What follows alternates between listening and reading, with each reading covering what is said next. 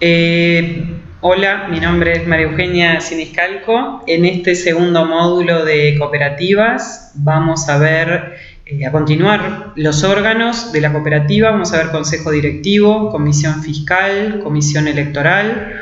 Vamos a hablar también de la asamblea eleccionaria, de la figura del socio de la cooperativa y veremos también los libros sociales. Consejo directivo. El consejo directivo es el órgano encargado de la administración de la cooperativa. Abarca a toda la actividad de administración ejecutiva y representa a la cooperativa ante organismos públicos, ante juicios que pueda tener la cooperativa. Es el consejo directivo quien tiene la representación de la cooperativa. Diapositiva 3. Decíamos que el consejo directivo es el órgano encargado de la administración de la cooperativa y es quien tiene la representación de la misma. La representación de la cooperativa será ejercida por el presidente y el secretario actuando conjuntamente. Esto quiere decir que para que tenga efecto esa representación se va a necesitar sí o sí la firma de ambos, es decir, de presidente y secretario. El estatuto puede establecer algo diferente en cuanto a la representación, por ejemplo, que la representación puede ser ejercida por presidente y secretario y si alguno de los dos falta, por ejemplo, puede pasar a ocupar el tesorero ese lugar de representación. Esa sería una de las posibilidades que se pueden plantear en un estatuto en cuanto a la representación. El consejo directivo está integrado por el presidente de la cooperativa, el vicepresidente o tesorero y el secretario. Es bueno aclarar que estos cargos de la cooperativa son honorarios, es decir, que no se recibe ningún tipo de salario por cumplir con estas funciones, ya sea de presidente, vicepresidente o secretario. En cuanto a la forma de elección de esos miembros del consejo directivo, va a ser el estatuto quien establezca la forma en que van a ser elegidos, más allá de que luego vamos a hablar de las asambleas eleccionarias. Tengan en cuenta que la elección del consejo directivo puede ser porque estos miembros se candidatean, digamos, directamente para un cargo específico o se pueden hacer listas y después de ganar esa lista, los integrantes de la lista se reparten los cargos como a ellos mejor les parezca. Esto en realidad debería estar ya previsto en el estatuto de la cooperativa. Los cargos, ya sea de presidente, secretario o vicepresidente, una vez que son proclamadas estas personas para ocupar esos cargos, es obligación de los mismos cumplir con las obligaciones que cada uno de esos cargos tiene. Si alguno de los integrantes del consejo directivo quiere renunciar a su labor dentro del consejo directivo, podrá hacerlo mediante una renuncia, pero esa renuncia tiene que tener razones fundadas. Por ejemplo, puede ser casos de enfermedad o ha pasado de casos de enfermedad de algún familiar muy cercano, donde la persona ya no cuente con disponibilidad horaria para ejercer esos cargos. Y, por ejemplo, puede ser también algún tema laboral, pero en principio no debería ser aceptada la renuncia de estos integrantes del consejo directivo, salvo, reiteramos, razones fundadas.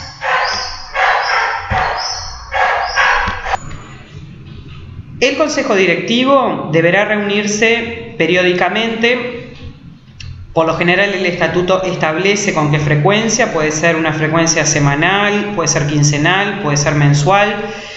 De esas reuniones del consejo directivo o sesiones del consejo directivo deberán labrarse actas en el libro de actas de consejo directivo, que es uno de los 5 libros que la cooperativa debe tener obligatoriamente. Esas actas serán firmadas por presidente y secretario y constará en la misma cuáles fueron los temas que se trataron ese día en sesión del consejo directivo y esas mociones que se presentan en esas sesiones de consejo directivo, al ser votadas, cómo fueron votadas. Y con respecto a esto, es importante aclarar que son 3 miembros, presidente, secretario y vicepresidente o tesorero, y las decisiones del consejo directivo se toman por mayoría simple, es decir, con 2 votos ya quedaría aprobada una decisión del consejo directivo.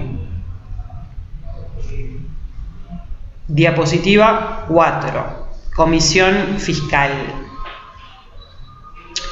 La comisión fiscal es el órgano encargado de controlar y fiscalizar las actividades tanto económicas como sociales de la cooperativa.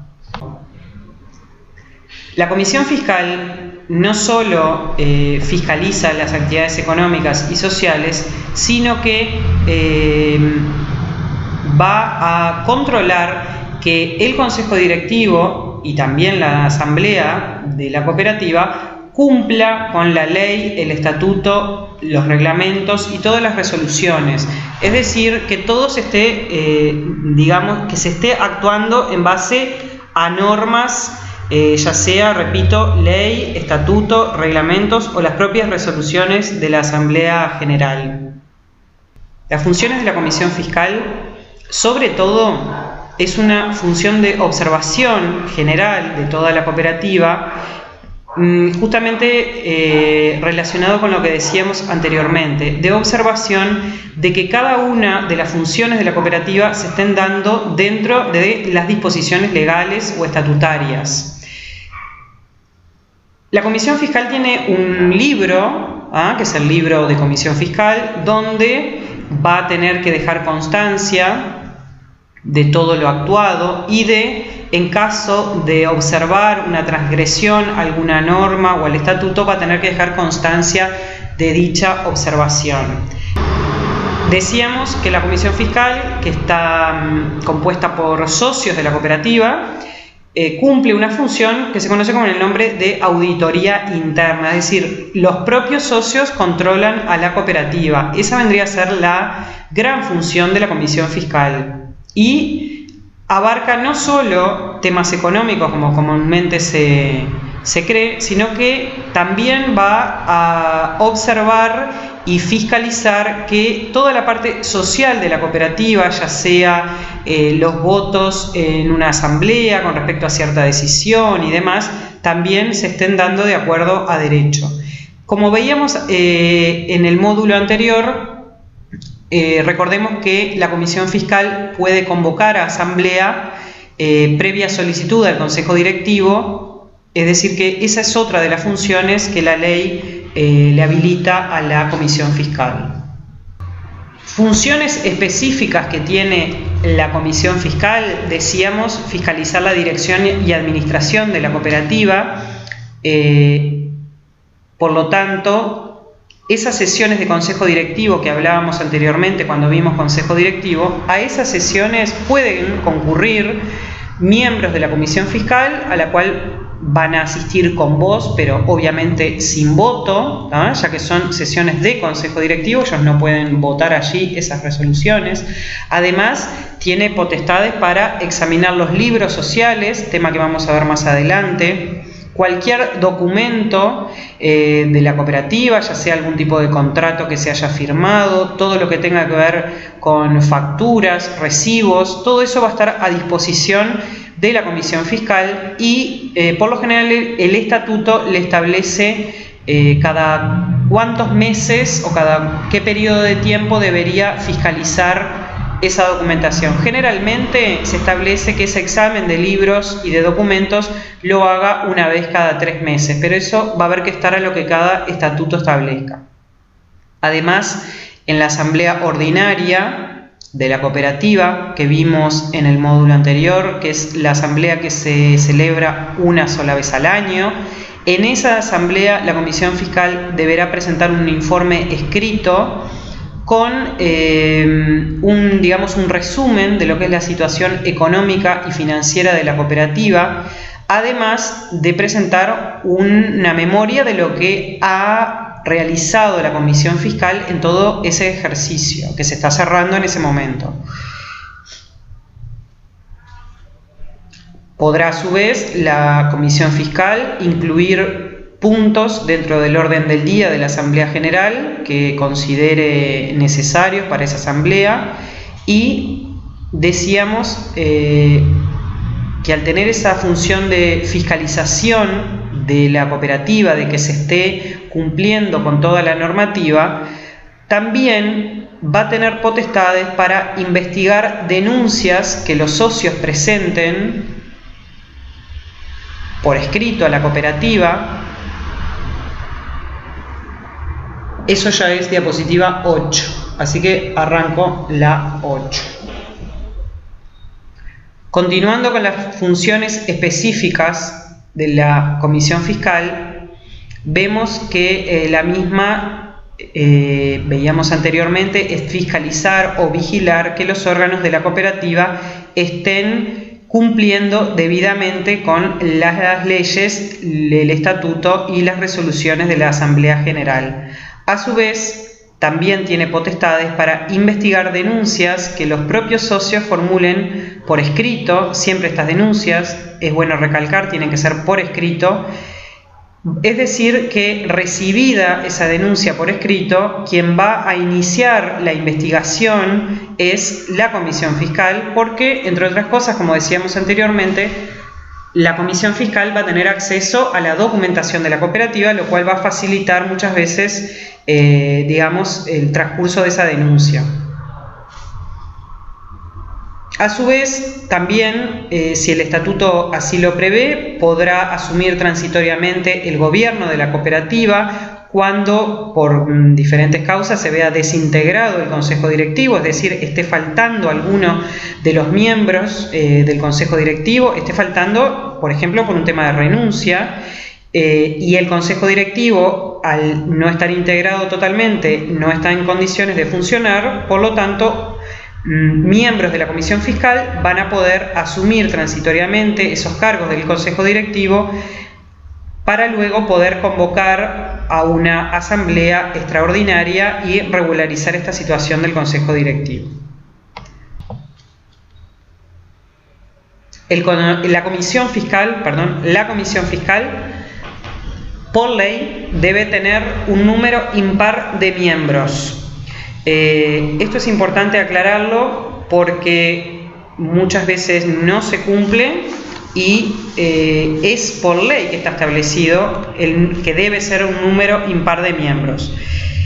Tengan en cuenta que en cooperativas con menos de 15 miembros, la Comisión Fiscal puede estar integrada por un solo miembro, y si la cooperativa tiene más de 15 miembros, ya no va a poder estar integrada por un solo miembro, sino que pasaríamos ya a estar integrada por 3 o por 5 o por 7, decíamos hoy, cualquiera puede ser el número siempre que sea un número impar. Algo importante sobre los miembros de la Comisión Fiscal es que quienes integran la Comisión Fiscal no pueden integrar ningún otro órgano social. Esta limitación a la Comisión Fiscal no alcanza a otros miembros de otros órganos de la cooperativa que sí pueden integrar otros órganos, pero en el caso de la Comisión Fiscal, quien es fiscal no puede integrar ningún otro órgano de la cooperativa.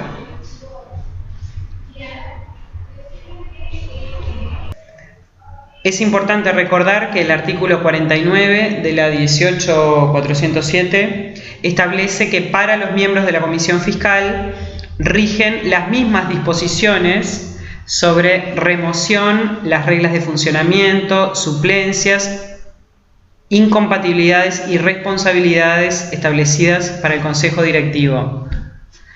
Vemos aquí lo referente a la remoción de los integrantes de la Comisión Fiscal.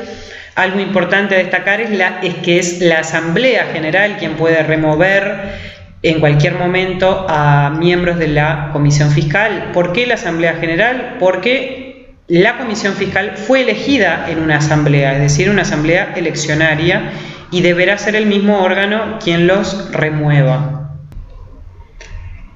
El estatuto, además de lo que marca la ley en cuanto a la comisión fiscal, puede también y debe establecer las reglas de funcionamiento. Hoy decíamos lo mismo para el consejo directivo, puede establecer, por ejemplo, con qué frecuencia va a reunirse la comisión fiscal. Y además tengan en cuenta, esto está establecido en el artículo 38 de la 18.407, que el quórum de la comisión fiscal será de más de la mitad de sus miembros, es decir, mayoría simple. La comisión electoral tendrá a su cargo la organización, fiscalización y contralor de los actos eleccionarios de la cooperativa y además la proclamación de las autoridades que se elijan. Esta comisión se compondrá por un número impar de miembros y la comisión electoral será elegida por la Asamblea General o, en caso de haber asamblea eleccionaria, tema que vamos a ver a continuación, será por la asamblea eleccionaria, siguiendo el procedimiento que establezca el estatuto. Y integrar la comisión electoral, quien integra la comisión electoral, también ese cargo será incompatible para integrar cualquier otro órgano de dirección de la cooperativa.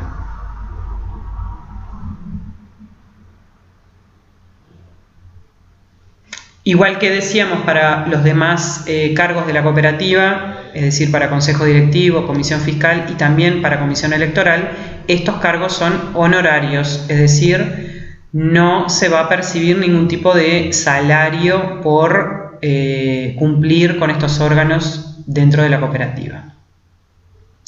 La asamblea eleccionaria puede estar prevista por estatuto, que se realice, es decir, que se realice en forma separada de la asamblea ordinaria, y esta asamblea eleccionaria, que es a los efectos de elegir las autoridades de la cooperativa, es decir, los miembros del consejo directivo, de la comisión fiscal, de la comisión electoral, se realizará esta votación cada 2 años dentro de los 60 días siguientes, por lo general lo que se establece en el estatuto, siguientes a la realización de la asamblea ordinaria. Decíamos anteriormente que el estatuto podrá establecer si la elección será a través de listas o directamente de candidatos directos a determinados cargos. En esa asamblea eleccionaria podrán votar y a la vez ser elegidos todos aquellos socios que tengan esta calidad al momento de la realización de la elección. La asamblea eleccionaria, para su convocatoria, deberá cumplir con los mismos requisitos que cualquier otra asamblea, tema que vimos en el módulo anterior, pero recordamos que debemos convocar con un mínimo de antelación de 10 días y un máximo de 30 por lo menos establece la ley 2 medios de comunicación. Uno, habíamos dicho que podía ser la comunicación personal, es decir, que todos los socios firmen esa convocatoria y que quede constancia, es decir, firmada. Esa constancia se la quedará el consejo directivo, y además de esa convocatoria personal, habíamos recomendado como otro medio el colocar en el lugar de trabajo avisos con el orden del día, la fecha y el lugar de celebración de la asamblea. Todos esos medios también corren para esta asamblea eleccionaria. Decíamos que en esa asamblea se elegirán los miembros del consejo directivo, la comisión fiscal y la comisión electoral. La ley establece que una cooperativa deberá tener como mínimo 5 socios para poder funcionar como tal. Así como hay un mínimo de cantidad de socios, no existe un máximo de cantidad de socios. Los deberes del socio, vemos acá, entre otros, cumplir con las disposiciones legales. Cuando hablamos de disposiciones legales, nos estamos refiriendo también al estatuto de la cooperativa y a las resoluciones de la asamblea de la cooperativa. Cumplir con sus obligaciones sociales y económicas. En obligaciones sociales se puede incluir todo lo que es su deber a ocupar en algún momento algún cargo dentro de la cooperativa. Obligaciones económicas puede ser, en el caso de las cooperativas sociales, integrar las 5 UR que marca la ley como integración económica de un nuevo socio cuando ingresa a la cooperativa. Concurrir a todas las reuniones convocadas por las autoridades de la cooperativa o por el estatuto. Recuerden que por el estatuto se establecen además sanciones a socios que no concurran a las asambleas, por ejemplo, y una de las sanciones puede ser incluso la exclusión de la cooperativa. Acatar y cumplir las resoluciones de los órganos cooperativos, decíamos hoy, ya sea porque provienen de una ley, de un estatuto o de las resoluciones de la asamblea. Desempeñar los cargos, ya lo vimos anteriormente, es un deber del socio ocupar cargos dentro de la cooperativa. Bueno, asistir a las asambleas, ser responsables por el uso y destino de la información de la cooperativa, es decir, el socio debe guardar, secreto de lo resuelto en la cooperativa, de lo que forma parte de lo que es la intimidad de la cooperativa, no podrá divulgarlo, ya sea por redes sociales o con gente ajena a la cooperativa. Derechos del socio. El socio tendrá derecho a cumplir con ese objetivo social que tiene la cooperativa. En el caso de cooperativas sociales, tendrá derecho a trabajar en esa cooperativa. Además, es un derecho del socio el ser elector, es decir, poder elegir a las autoridades de la cooperativa y a su vez ser elegible, es decir, ser elegido para ocupar un cargo dentro de la cooperativa. Entre otros, como ven allí, los derechos están obviamente muy relacionados a los deberes que acabamos de ver, como el de tendrá derecho a asistir a las asambleas, dar su opinión, votar, vigilar todo lo referente a que las resoluciones de las asambleas sean cumplidas, puede presentar iniciativas, proyectos. Además, tendrá derecho a recibir capacitación en todo lo que tenga que ver con el ámbito cooperativo.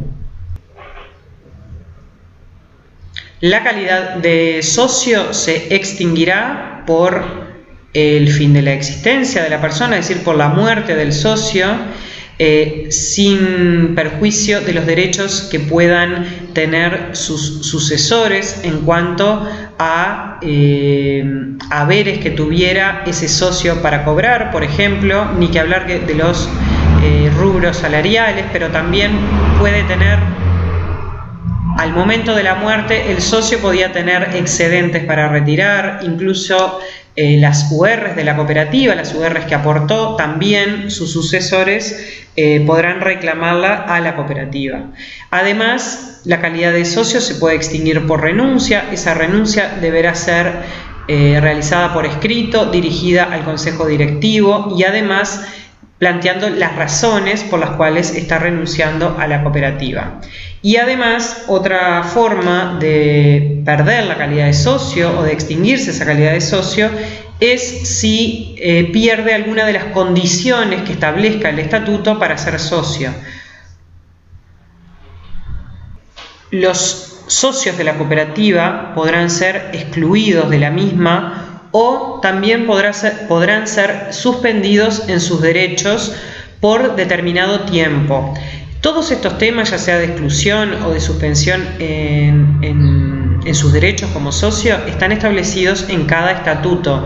Allí, por lo general, se establecen las causas por las cuales un socio podrá ser excluido y además las causas por las cuales podrá ser suspendido y cuál será el plazo máximo de suspensión en el caso de suspensión en sus derechos.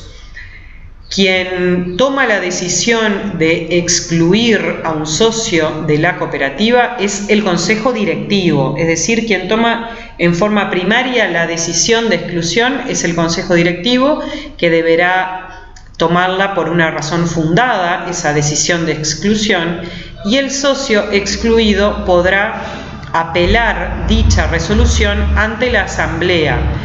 Para poder apelar esta decisión ante la asamblea, ese socio contará de un plazo, ese plazo se establece en el estatuto.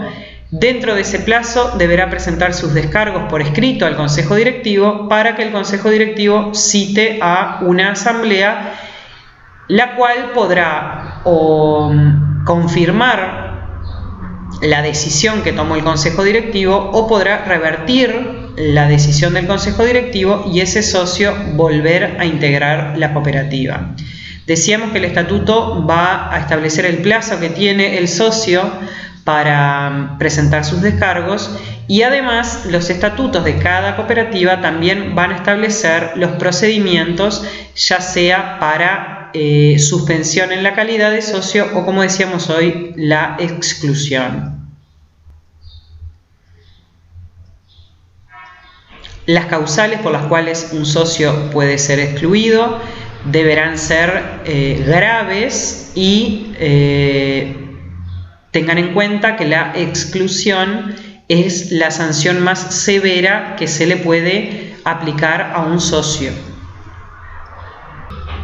Decíamos recién que la sanción de exclusión es la sanción más grave que yo le puedo aplicar a un socio y tanto la exclusión como la suspensión de derechos forman parte de lo que es el derecho disciplinario interno de la cooperativa. Tengan en cuenta siempre un principio de derecho, el principio non bis in idem, que significa que no se puede sancionar dos veces un mismo hecho, es decir, ante una falta del socio puedo solamente sancionarlo una vez, con una sanción. Esto es importante ya que luego que yo sancioné a un socio por determinada conducta, no lo podré volver a sancionar nuevamente por ese hecho. Cada vez que el socio reciba una sanción, ya sea suspenderlo por determinado tiempo en su calidad de socio o mismo en el caso de la exclusión, como veíamos, puede presentar descargos. El plazo para presentar esos descargos va a estar establecido en el estatuto. Tengan en cuenta también que las sanciones a aplicar a los socios siempre deben ser en forma proporcional a la inconducta que cometieron y deben aplicarse esas sanciones en forma inmediata a la inconducta. Libros sociales. La ley establece que las cooperativas necesariamente, es decir, en forma obligatoria, van a llevar cinco libros sociales. Ellos son actas de asamblea, actas de consejo directivo, actas de comisión fiscal, registro de socios o libro de socios y el libro caja. Esos 5 libros, al comenzar la actividad de la cooperativa ya debería tenerlos y tengan en cuenta que esos libros deben ser libros que deben estar foliados, es decir, que cada hoja va a tener un número. En la parte superior derecha van a ver que tiene un número cada hoja. Al tener ese número uno se asegura de que si una hoja es arrancada, va a quedar constancia de eso en el libro, ya que me va a faltar ese número, esa hoja con ese número. Además, para poder comenzar a usar los libros sociales, es decir, previo a iniciar la actividad de la cooperativa, yo debo inscribir esos libros en el Registro Nacional de Comercio, que en Montevideo el Registro Nacional de Comercio está en el edificio del notariado, allí en la calle 18 de Julio y Gaboto. Y en el interior del país, en todas las capitales de departamento, hay una oficina de lo que es la Dirección Nacional de Registros. Dentro de esa oficina está el Registro Nacional de Comercio y allí van a poder inscribir los libros. Para inscribir los libros van a necesitar llevar los libros al registro junto con un certificado notarial, un certificado que se hace con un escribano, en el cual va a constar que la cooperativa está vigente, es decir, está funcionando, y quienes representan a la cooperativa. Y además de los libros y del certificado, deben acompañarlos también con un formulario que van a llenar. Ese formulario, ven allí el enlace para verlo en la página web de la Dirección General de Registros. Ese formulario se llena directamente desde la computadora y se imprime, hay que llevarlo en 2 vías, y con toda esta documentación iré al Registro Nacional de Comercio a inscribir los libros. Tienen que tener en cuenta, además, en el caso de las cooperativas sociales, que están exonerados de pagar tasas registrales. Es decir, si les llaman la atención de que faltan las tasas registrales, insistan con que son una cooperativa social y por ley están exonerados del pago de las tasas registrales. Además de estos 5 libros sociales, recuerden que la cooperativa, por el solo hecho de ser una empresa, además debe tener lo que es el libro único de trabajo. Ese libro único de trabajo también es un libro foliado, es un cuadernito foliado, el cual deberán llevar al Ministerio de Trabajo junto con un certificado de estar al día con DGI y BPS, y allí se los van a sellar para que lo puedan comenzar a usar.